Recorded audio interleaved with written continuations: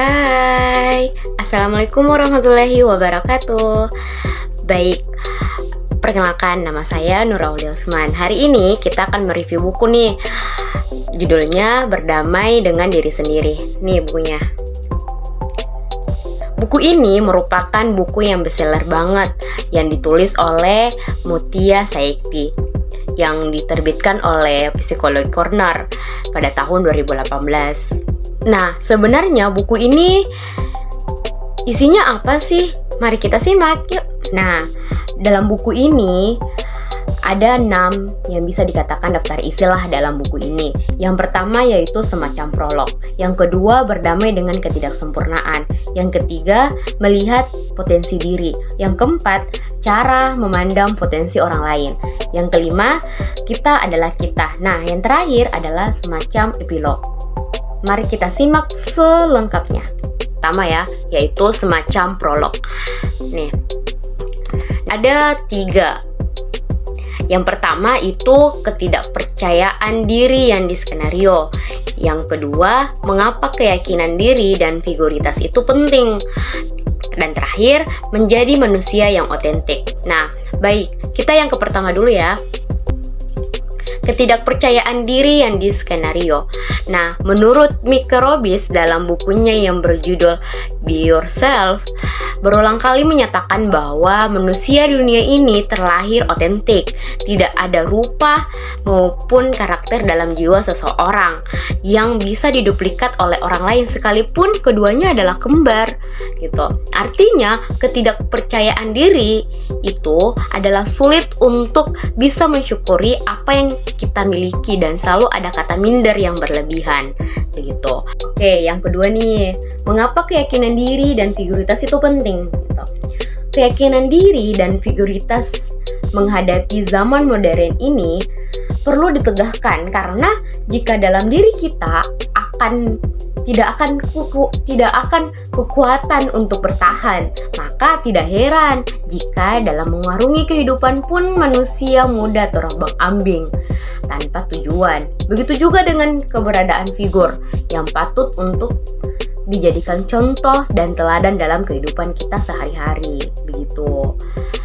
Oke, kita yang ketiga ya, menjadi manusia yang otentik.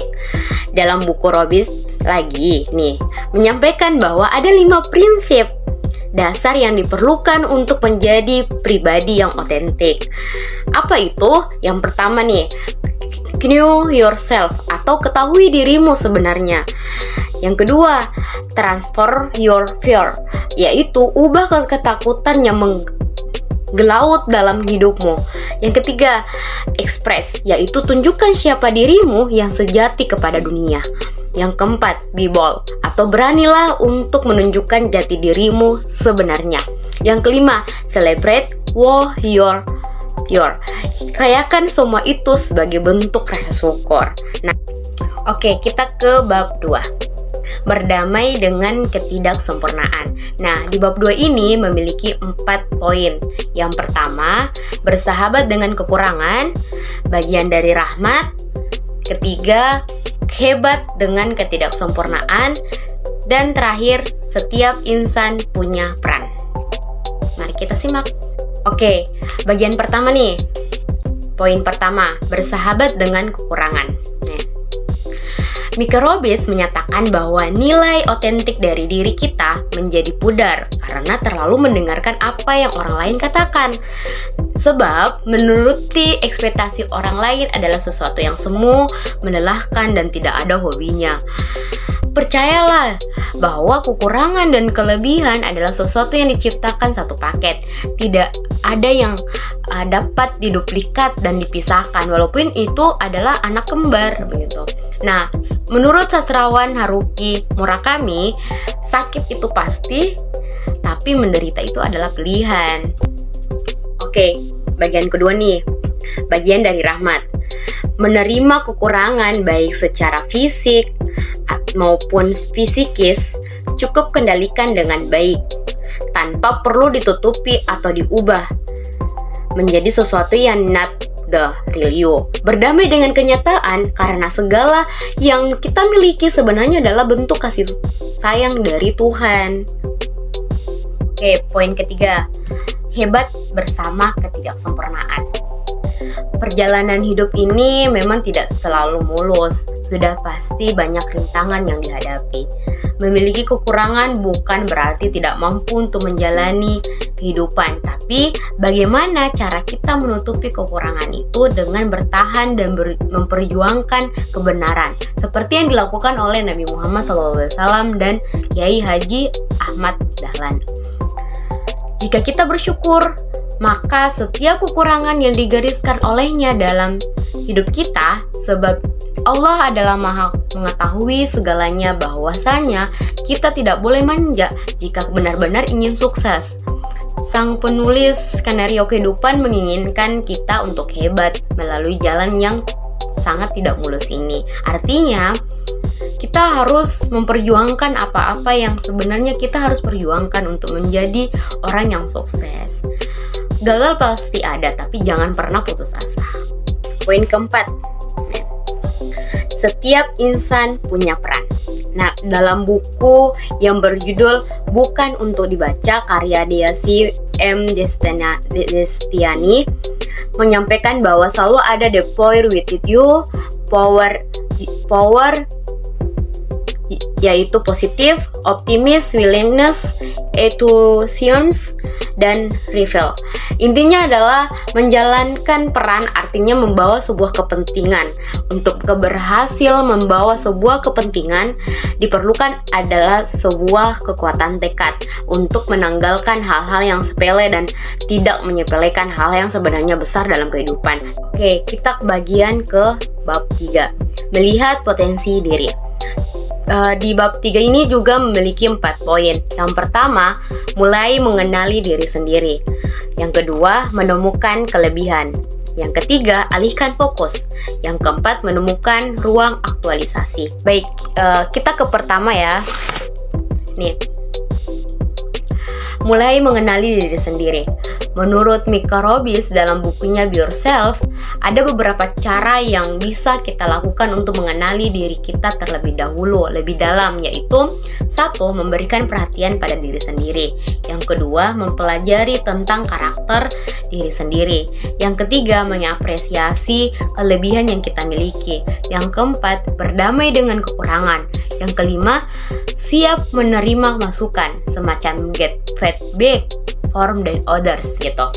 Nah, dalam buku ini juga ada 3 proses dalam mengenali diri sendiri, yaitu kontemplasi, aksi, dan evaluasi. Baik, poin kedua, menemukan kelebihan. Nah, daripada harus memusingkan apa yang orang lain katakan, ada baiknya kita menggali potensi diri yang mungkin masih tersembunyi. Mengutip tips yang ditulis oleh Prabu Gyanendra, kita bisa mengira-ngira apa sebenarnya potensi kita dengan menjawab beberapa pertanyaan nih. Yang pertama, apa yang sering kamu lakukan? Yang kedua, apa yang paling membuatmu asik? Yang ketiga, apa yang menurutmu paling mudah dikerjakan? Yang keempat, apa yang selalu kamu impikan? Oke, yang poin ketiga, alihkan fokus. Mengalihkan fokus di sini sebenarnya adalah nama lain dari sikap mensyukuri nikmat, tanpa perlu mengubah potensi dan kemudian kalah dengan keadaan. Hidup ini terkadang memang dibawa santai dan tidak perlu dibumbui dengan ambisi dunia semata. Meskipun tidak bisa dinafikan bahwa materi itu memang penting, tapi itu tidak sewajarnya dijadikan sebagai prioritas utama. Poin keempat, menemukan ruang aktualisasi. Keberadaan ruang aktualisasi membuat kita akan lebih bersemangat menjalani hari. Sebab kita tidak bisa mendapatkan celah kesibukan yang walaupun menghabiskan tenaga dan pikiran, kita tetap senang untuk menjalaninya. Ini maksudnya bisa membuat hari-hari dalam hidup kita lebih berwarna dan tidak sekedar hitam putih dan rutinitas biasanya. Dengan begitu, saat kita merasa bersalah, kecewa, dan dikecewakan di ruang utama kehidupan atau kehidupan keluarga, pekerjaan, pertemanan, percintaan, dan yang merupakan ruang utamanya kehidupan, kita masih bisa mendapatkan satu tempat lagi untuk menjadi diri kita yang sebenarnya. Nah, kalau kita bisa menemukan ruang aktualisasi ini, itu supaya kita ada hal-hal yang sibuk untuk tidak memikirkan hak orang lain. Ada hal-hal positif yang bisa kita ambil untuk kalau kita sudah menemukan ruang aktualisasi kita ini, begitu. Oke, kita ke bab 4. Cara memandang potensi orang lain. Nah, bab 4 ini juga memiliki 4 poin. Yang pertama, visi kita beda, pencapaian yang tidak sama, masih perlukah iri, dan cambuk motivasi, bukan menggubur diri. Oke, kita yang ke pertama. Visi kita beda-beda. Visi adalah impian masa depan yang ingin kita wujudkan untuk membuat hidup kita lebih baik dari sebelumnya. Orang-orang yang memiliki visi yang jelas dalam hidupnya inilah yang bisa kita sebut sebagai orang yang visioner atau memiliki pandangan ke depan. Setiap manusia tidak bisa memiliki visi yang sama persis dalam hidupnya, selain karena setiap diri kita diciptakan secara otentik dari Tuhan. Cara pandang dan potensi kita juga tidak bisa disamakan dengan yang lainnya. Ukuran langkah setiap orang tidaklah sama karena pencapaian satu orang dengan yang lain pun berbeda. Setiap dari kita memiliki jalan masing-masing dan tidak perlu mengukur capaian perjalanan hidup kita menggunakan ukuran langkah lainnya. Oke, yang kedua, pencapaian yang tidak sama. Setiap dari kita sudah diberkahi untuk menjalani pencapaian masing-masing. Tugas kita hanya berpikir, berusaha, berdoa. Urusan hasilnya bagaimana dan akan diraih kapan, itu semua di luar kapasitas kita. Hidup yang dipenuhi dengan potensi memang terdengar lebih menyenangkan dan menantang, tapi jauh sebelum itu yang harus kita persiapkan adalah mental. Jadi berjuanglah semaksimal mungkin dalam meraih apa saja yang kita impikan. Upayakan dengan baik segala sesuatu yang bisa kita rancang dalam visi dalam hidup. Dasar yang perlu kita pahami dan yakini adalah pencapaian tiap orang bukanlah suatu indikator yang bisa dijadikan perbandingan. Masing-masing dari kita sudah memiliki time zone sendiri-sendiri. Oke, poin ketiga. Masih perlukah iri? Nah, ini nih. Titik-titik di perasaan iri semakin bisa dibendung ketika kita melihat orang lain yang seolah-olah bisa meraih mimpinya dengan dukungan penuh dengan orang-orang di sekitarnya.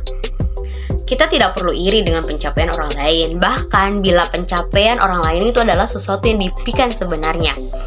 Tuhan lebih tahu seberapa besar kemampuan kita untuk menerima sesuatu. Mereka yang bermental pemenang tidak